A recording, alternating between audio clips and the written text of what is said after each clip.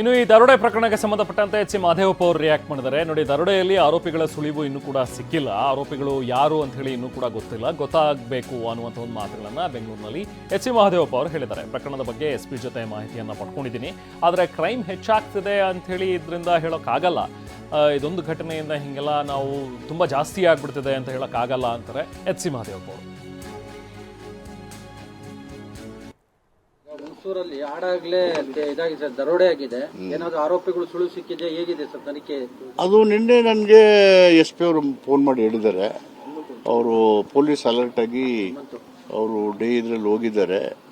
CC ಅವ್ರನ್ನೆಲ್ಲ ಹೋಗಿ I think they will take action.